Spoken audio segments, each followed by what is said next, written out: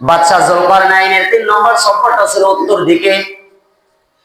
এরপর যখন সফর করতে করতে 2 পাহাড়ের মধ্যবর্তী জায়গায় পৌঁছালেন, ওখানে পৌঁছানোর পর একটা জাতিকে পাইলেন, যে জাতি বাদশা যুলকারনাইনের ভাষা বুঝে না। ওই জাতিকে পাওয়ার পর ওই জাতি বাদশা যুলকারনাইনের ভাষা বুঝতে পারে না।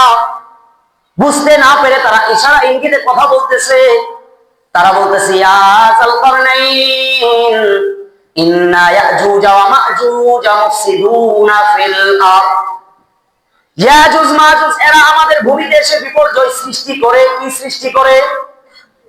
এরা আমাদের এখানে এসে ফিতনা সৃষ্টি করে, বিপর্যয় সৃষ্টি করে। ফাহাল নাজআলু লাকা খরজান, আমরা কি আপনাকে কিছু কর দিব? কর আমরা আপনাকে কিছু দান, কিছু দেই আপনি আমাদের জন্য, যার বিনিময়ে আপনি আমাদের মাঝে ওই ইয়াজুজ মাজুজের মাঝে একটা দেওয়াল তৈরি করে দেন। ওই জাতি কি বলতেছে? জাতি বলতেছে, আমরা আপনাকে কিছু টাকা পয়সা দেই, যেটার বিনিময়ে আপনি আমাদের মাঝে এবং ইয়াজুজ মাজুজের মাঝে একটা দেওয়াল তৈরি করে দিবেন, যাতে করে ওই জালেমদের হাত থেকে আমরা রক্ষা পেয়ে যাই, আমাদের এখানে এসে যেন তারা কোনো বিপর্যয় সৃষ্টি করতে না পারে। বাদশা যুলকারনাইন তিনি বললেন, মা মাক্কান্নি ফীহি রাব্বি খায়রুন ফাআইনুনি বিকুওয়াতিন আজআল বাইনাকুম ওয়া বাইনাহুম সাদ্দা। বাদশা যুলকারনাইন বললেন, আমার রব আল্লাহ তাআলা আমাকে যা দান করেছেন, আমার রব আল্লাহ তাআলা আমাকে যে রাজত্ব দান করেছেন, সেটা শ্রেষ্ঠ উত্তম এক জিনিস আল্লাহ আমাকে দান করেছেন। ফাআইনুনি বিকুওয়াতিন, তোমরা আমাকে হাত পা দ্বারা সহযোগিতা করো। আমার টাকা পয়সার কোনো প্রয়োজন নাই, টাকা পয়সার আমার অভাব নাই। আমি রাজত্বের আসীন আছি, আমি সিংহাসনের মধ্যে বসে আছি, আমি বাদশা সেজে আছি। আল্লাহ তাআলা আমাকে বাদশাহী দান করেছেন, আমি মুসলমানদের শাসক, আমি মুসলিমদের নেতৃত্ব গ্রহণ করেছি। আমাকে টাকা পয়সা দেওয়ার কোনো প্রয়োজন নাই, তোমরা আমাকে সহযোগিতা করো। বাদশা যুলকারনাইন বললেন, আতুনি জুবারাল হাদিদ, তোমরা আমার কাছে লোহার পাত নিয়ে আসো, লোহার পিণ্ড নিয়ে আসো।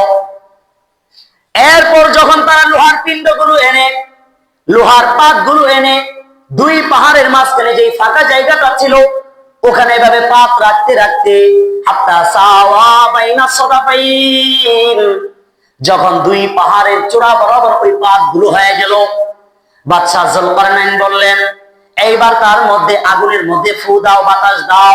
কি দাও? আগুনের মধ্যে বাতাস দাও। এরপর আগুনের মধ্যে ফু দিতে লাগলো, বাতাস দিতে লাগলো। বাতাস যখন এটাকে কয়লায় পরিণত করলো, জ্বলন্ত কয়লায়। এইবার বাদশা যুলকারনাইন বললেন, আতুনি, তোমরা আমার কাছে গলিত তামা নিয়ে আসো, গলিত তামা। উফরিগ আলাইহি বিতরা, যে গলিত তামা দিয়া আমি ওই লোহার পাতগুলোর উপর দিয়ে দিব, যার ফলশ্রুতিতে লোহার পাতের মাঝখানে যে ফাঁকাগুলো থাকবে, ওই ফাঁকাগুলো বন্ধ হয়ে যাবে। এরপর তারা গলিত তামা আনলেন। বাদশা যুলকারনাইন ওই লোহার পাতের উপরে গলিত তামা ঢেলে দিলেন, যার ফলশ্রুতিতে একটা শক্ত প্রাচীর হয়ে গেল। ফামাসতাউ আইয়াজারু ওয়া মাসতাউ লাহু নাকবা। এই ইয়াজুজ মাজুজ যার ফলশ্রুতিতে এই দেওয়ালকে তারা টপকাইতেও পারে না, আবার এই দেওয়ালকে আবার তারা ছিদ্রও করতে পারে না। বাদশা যুলকারনাইন তার রাজত্বের অর্থ, তার রাজত্বের টাকা পয়সা কাদের জন্য বিলিয়ে দিয়েছেন? কাদের জন্য বিলিয়ে দিয়েছেন? রাষ্ট্রের নাগরিকের জন্য। কাদের জন্য? রাষ্ট্রের যারা নাগরিক আছে এদের জন্য সব কিছু বিলিয়ে দিয়েছেন। বাদশা যুলকারনাইন তার রাজত্বের সব কিছু দিয়া বলতেছেন, আল্লাহ আমাকে যা দান করছেন, শ্রেষ্ঠ জিনিস দান করছেন, তোমরা এই কাজের জন্য হাত পা দিয়ে আমাকে সহযোগিতা করো। বাদশা যুলকারনাইন এমন এক দেওয়াল তৈরি করলেন, ওই ইয়াজুজ মাজুজ এরা কি করতে পারবে না, এই দেওয়াল টপকায় আসতে পারে না, আর অত্যাচার করতে পারে না।